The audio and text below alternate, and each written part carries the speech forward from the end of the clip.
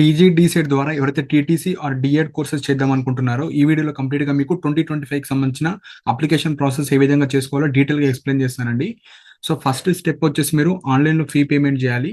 దాని తర్వాత మీకు ఒక రిఫరెన్స్ ఐడి వస్తుంది. సో మీరు చెక్ చేసుకోవచ్చు ఆ స్టేటస్, లైక్ ఆ పేమెంట్ ప్రాపర్గా అయిందా లేదా. నెక్స్ట్ మీ యొక్క బేసిక్ డీటెయిల్స్ ఎంటర్ చేయాల్సి వస్తుంది. అంటే ఫిల్ అప్లికేషన్, మీ పర్సనల్ డీటెయిల్స్, మీ educational details, photo signature upload చేయాలి.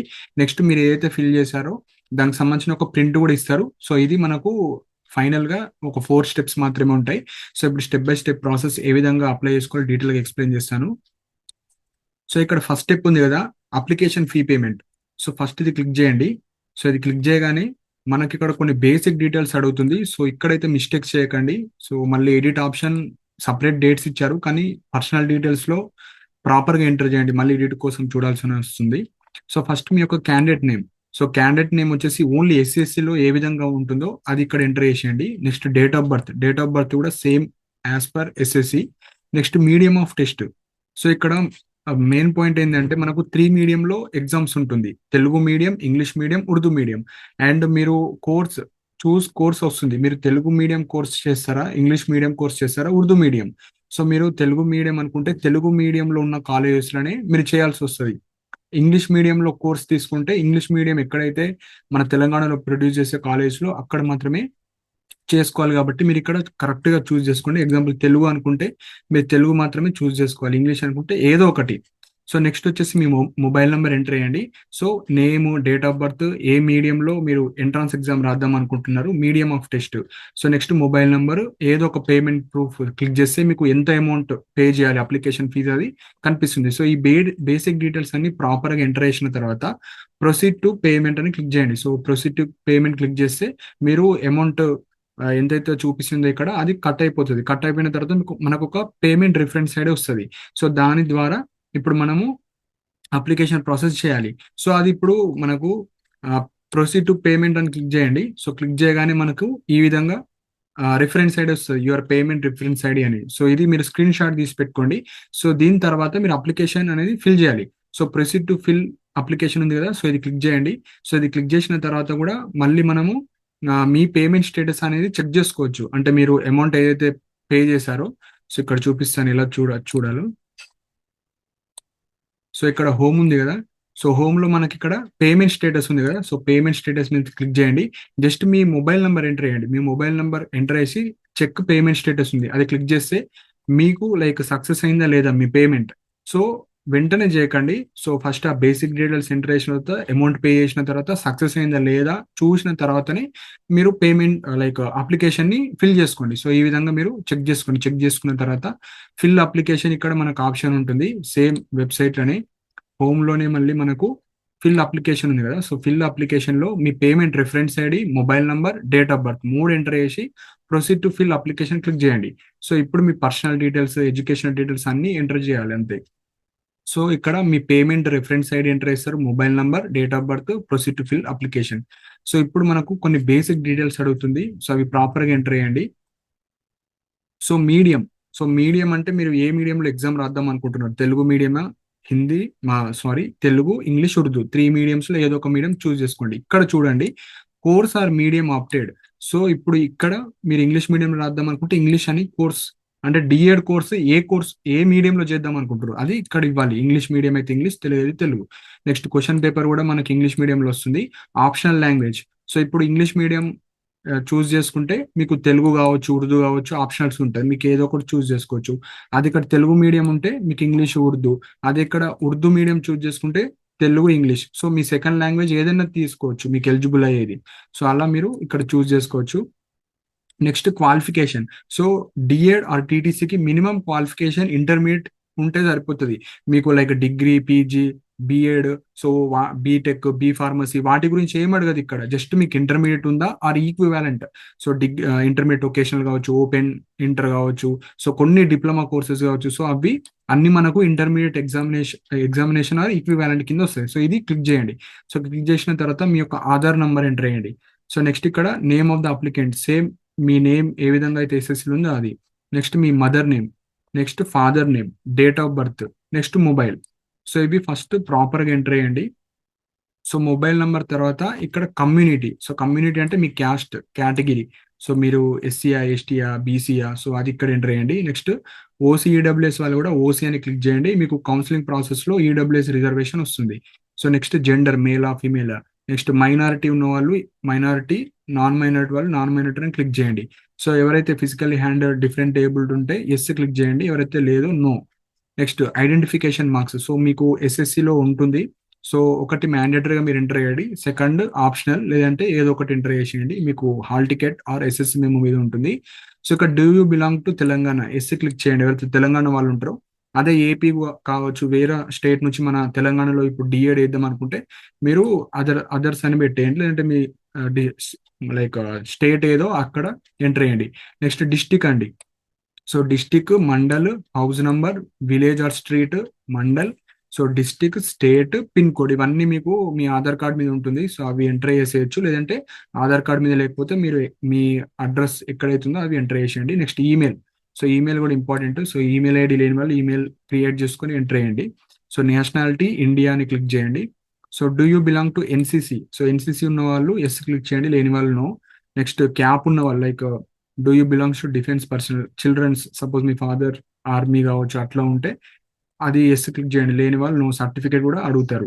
Next do you belong to level of games or sports, ఏమైనా స్పోర్ట్స్ సంబంధించిన సర్టిఫికేట్స్ నేషనల్ లెవెల్ అలా ఉంటే మీకు వ్యాలిడ్ అయ్యేటి ఉంటే ఎస్ క్లిక్ చేయండి. So do you belong to scouts and guides. So కొంతమంది పిల్లలు లైక్ ఇట్లా ఎన్సీసీ, ఎన్ఎస్ఎస్ కాకుండా కొన్ని సపరేట్ కోటా ఉంటుంది వాళ్ళకు. సో ఆ స్కౌట్స్ అండ్ గైడ్స్ కి సంబంధించిన ఏమన్నా సర్టిఫికేట్స్ చేసినాయి, పార్టిసిపేషన్ సర్టిఫికేట్ వ్యాలిడ్ అయ్యేటి అవి ఉంటే ఎస్ క్లిక్ చేయండి, లేదు అంటే నో క్లిక్ చేయండి. సో ఇవి బేసిక్ డీటెయిల్స్ అన్ని ప్రాపర్గా ఎంటర్ చేయండి.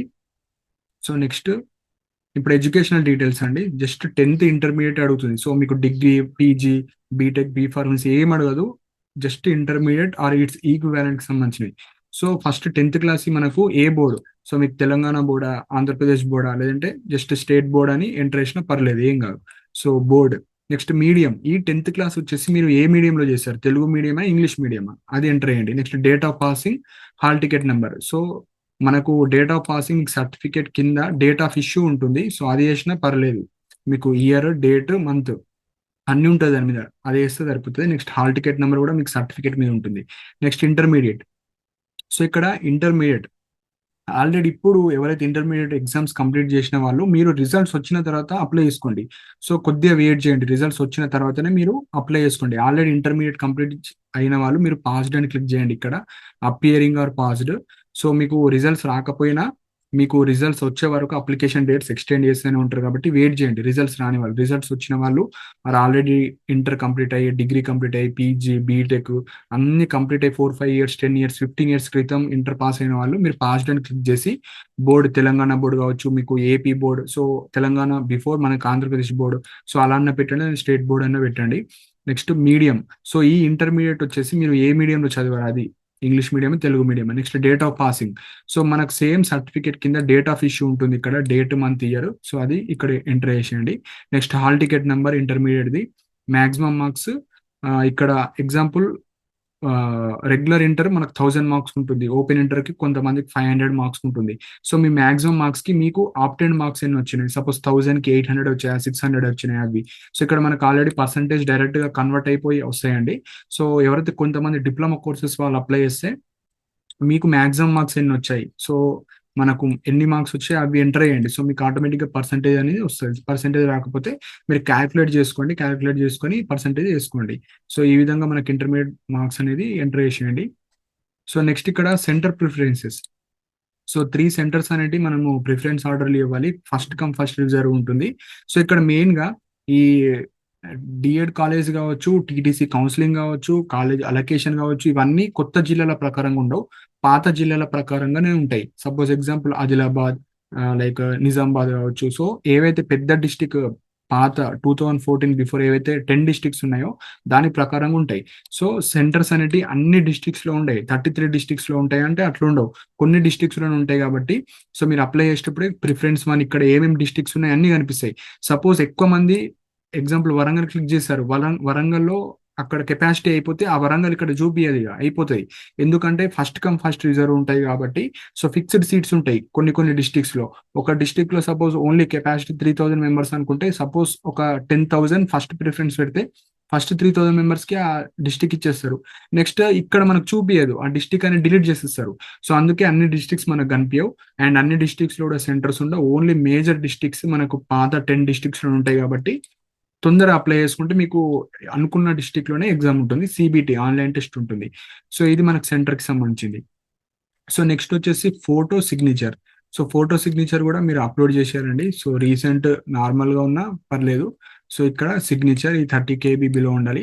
సో ఇవి మనకు అక్కడ చూపిస్తుంది. సో అవి ఫోటో సిగ్నేచర్ ఎంటర్ చేసి ఇక్కడ డిక్లరేషన్. సో ప్రాపర్ గా మీరు అన్ని చెక్ చేసుకోండి. So personal details, cash details, 10th inter, so అన్ని చెక్ చేసిన తర్వాత ఇక్కడ డిక్లరేషన్ బాక్స్ ఉంటుంది. జస్ట్ క్లిక్ చేసి ఇక్కడ ప్రివ్యూ అండ్ సబ్మిట్ కొట్టండి. సో ఫస్ట్ సేవ్ చేయండి, ఈ డేటా మొత్తం సేవ్ చేసి ప్రివ్యూ అండ్ సబ్మిట్ కొట్టండి. సో ప్రివ్యూ అండ్ సబ్మిట్ కొడితే మీ డేటా అంతా సేవ్ అయిపోతుంది.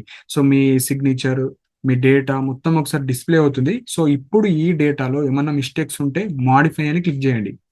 ఏమన్నా ఇంకా ఎడిట్ చేసుకోవాలనుకుంటే మాడిఫై. సపోజ్ అంత పర్ఫెక్ట్ ఉంది డేటా అనుకుంటే కన్ఫర్మ్ అండ్ ఫ్రీజ్ కొట్టండి. సో కన్ఫర్మ్ అండ్ ఫ్రీజ్ కొడితే మనకు అప్లికేషన్ వస్తుంది. సో అది మీరు కౌన్సిలింగ్ వరకు ఆ అప్లికేషన్ అనేది మీ దగ్గర పెట్టుకోవాలి. ఎడిట్ ఉంటే మాడిఫై క్లిక్ చేసుకోండి. కన్ఫర్మ్ అండ్ ఫ్రీజ్ అంటే ఇప్పుడు ఎడిట్ చేసుకోవడానికి కుదరదు. సపరేట్ డేట్స్ ఇచ్చారు, ఆ డేట్స్ లోనే మీకు అప్లికేషన్ డేట్ అయిన తర్వాత 2 days ఛాన్సెస్ ఇస్తారు. అప్పుడు మాత్రమే అప్లై చేసుకోవచ్చు, ఇప్పుడు ఏం అప్లై చేసుకోరాదు.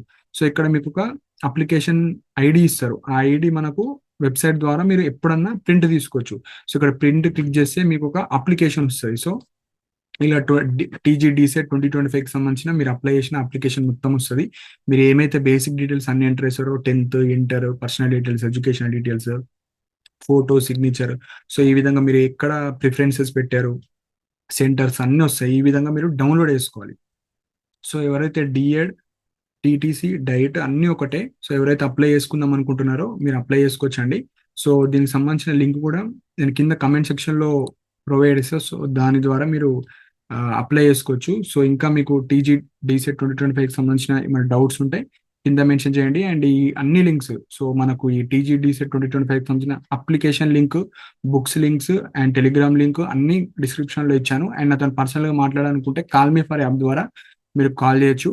ఇందులో ఏమన్నా మిస్టేక్ చేస్తే మనకు అప్లికేషన్ తర్వాత 2 days ఛాన్సెస్ ఇచ్చారు. సో ఎడిట్ చేసుకోక ముందే మీరు అప్లై చేసేటప్పుడు ప్రాపర్ గా డేటా మొత్తం రీవెరిఫై చేసుకోండి, అన్ని ప్రాపర్ గా ఎంటర్ చేసామా లేదా. అండ్ రిజల్ట్స్ రాని వాళ్ళు రిజల్ట్స్ వచ్చిన తర్వాతనే మీరు అప్లికేషన్ ఇవ్వండి. సో ఇది ఎవరైతే 2025లో DSET or TTC entrance exam రాద్దాం అనుకుంటారో అప్లికేషన్ ప్రాసెస్ డీటెయిల్ గా ఎక్స్ప్లెయిన్ చేశాను. మీకు ఏమైనా డౌట్స్ ఉంటే కింద కమెంట్ సెక్షన్ లో మెన్షన్ చేయండి. అండ్ ఇలాంటి అప్డేట్స్ కోసం మన ఛానల్ సబ్స్క్రైబ్ చేసుకోండి. And thank you for watching my video.